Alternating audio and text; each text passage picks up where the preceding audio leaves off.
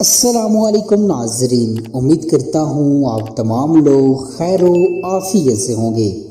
ہمارا آج کا ٹاپک اصلاح معاشرہ کی عظیم درسگاہ۔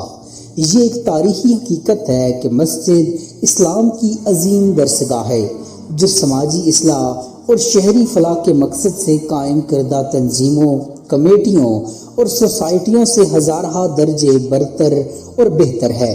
ہماری اپنی قائم کردہ تنظیموں کے بارے میں ہمارا تاثر ہوتا ہے کہ سماجی اصلاح کے لیے یہی ادارہ سب سے بہتر ہے اور وہی بہتر خدمات پیش کر رہی ہے، مگر واقعہ یہ ہے کہ سماج کی اصلاح اور انہیں ہر طرح کی خرابیوں سے پاک کر کے سیدھے ڈگر پر لانے والی اگر کوئی بہتر سے بہتر درسگاہ ہو سکتی ہے تو وہ مسجد ہے۔ مسجدیں مسلمانوں کے حالات کو بدلنے میں اہم رول ادا کرتی ہیں۔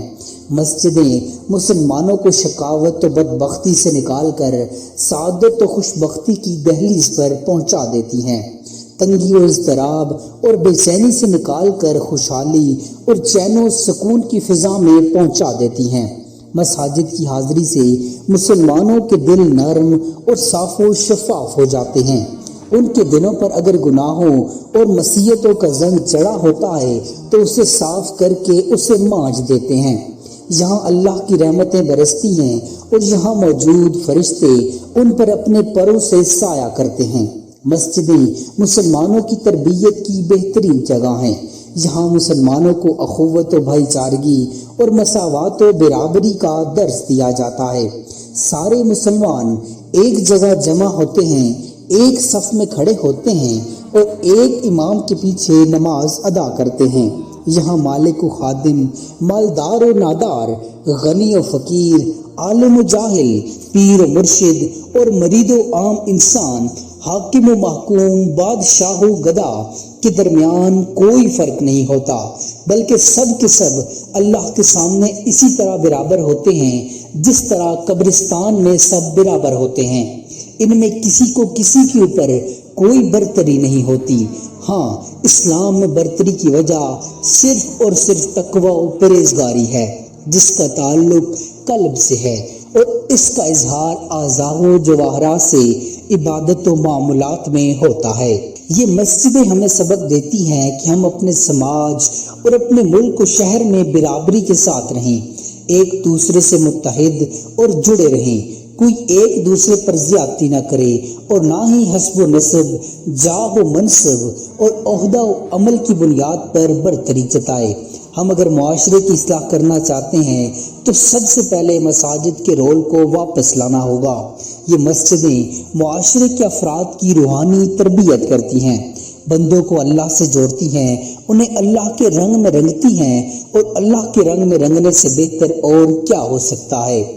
طبقاتی کشمکش اور لاسانی تعصبات دنیا کی کسی بھی قوم کے لیے مفید ثابت نہیں ہوتے، بلکہ ہمیشہ انتشار و افتراق کا باعث بن کر بالآخر تباہی اور ہلاکت پر منتج ہوتے ہیں۔ اسی لیے اسلام نے اس کو جڑ سے اکھاڑ کر پھینک دیا۔ قرآن کریم میں ہے کہ مسلمان آپس میں بھائی بھائی ہیں، اور حدیث میں ہے یعنی علاقے، رنگ یا زبان کی وجہ سے کسی کو دوسرے پر فضیلت نہیں، بلکہ تم میں سے اللہ کے نزدیک عزت والا وہ ہے جو سب سے زیادہ متقی اور پرہیزگار ہو۔ بلا شبہ یہ وہ سبق ہے جو اتحاد، مساوات، اخوت، ہمدردی اور تعاون کے جذبات کا مرکزی نقطہ ہے، جس کو اپنا کر ہم دنیا میں سربلند اور باعزت ہوئے، اور جس کو خیر آباد کہہ کر آج ہم ایک دوسرے کی گردن کاٹنے پر مجبور ہو گئے ہیں، اور نتیجتاً ہمیں اپنا مستقبل تاریک نظر آتا ہے۔ اقوام غیر ہمیں نوالا سمجھ کر ہڑپ کرنے پر تلی بیٹھی ہیں، اور ہمارے مطلع حیات پر تباہی اور بربادی کے بادل چھائے ہوئے ہیں۔ اسلام نے مساجد و نماز باجماعت کے ذریعے اس سبق کو عملی رنگ میں ہمارے سامنے پیش کیا ہے۔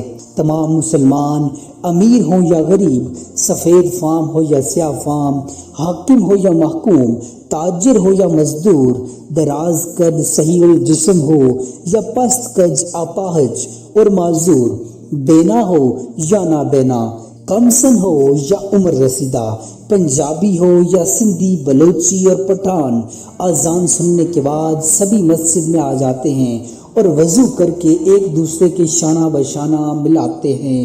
ایک ہی امام کے اقتداء میں رب العزت کی بارگاہ میں مؤدب کھڑے ہو جاتے ہیں۔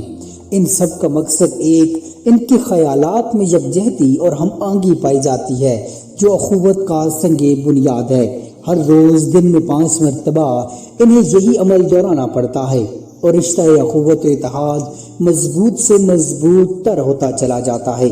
نماز با جماعت کے بغیر اس کا تصور بھی ممکن نہیں، اور بلا شبہ اس نعمت سے وہی معاشرہ یا قوم سرفراز ہو سکتی ہے جس کا مساجد کے ساتھ نہ ٹوٹنے والا تعلق موجود ہو۔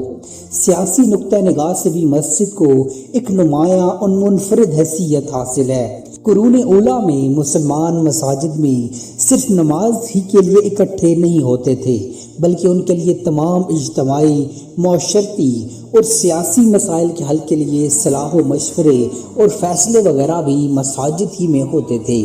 ہر نماز کے بعد مجلس شورا منعقد ہوتی جس میں مختلف مسائل زیر بحث آتے اور ان کے فوری تدارک کے لیے تجاویز اور پروگرام مرتب کیے جاتے، گویا کہ یہ اس دور کی اسمبلی بھی تھی۔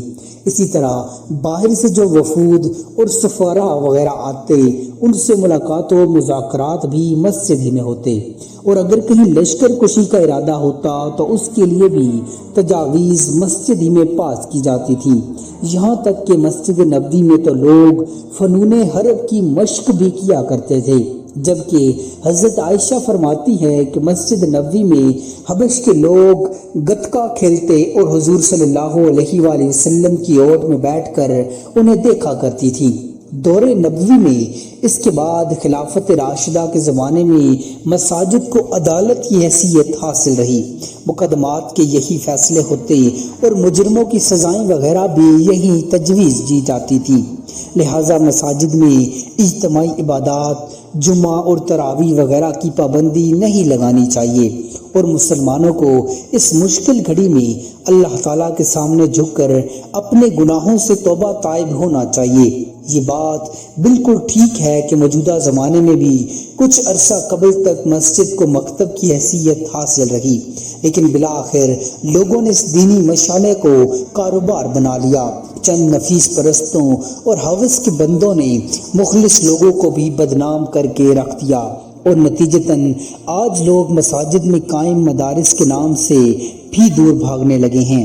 لیکن اس میں مسجد کا کوئی قصور نہیں، بلکہ یہ ہماری اپنی ذہنیتوں کا قصور ہے، اور اس سے مساجد کی علمی اہمیت اور حیثیت پر کوئی زد نہیں پڑتی۔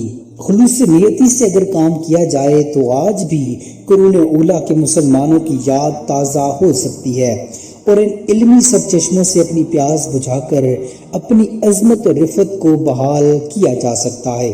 امید کرتا ہوں آپ کو ہماری آج کی ویڈیو پسند آئی ہوگی۔ مزید ایسی انفارمیٹیو ویڈیوز دیکھنے کے لیے چینل کو سبسکرائب کر لیجئے۔ جزاک اللہ خیرہ۔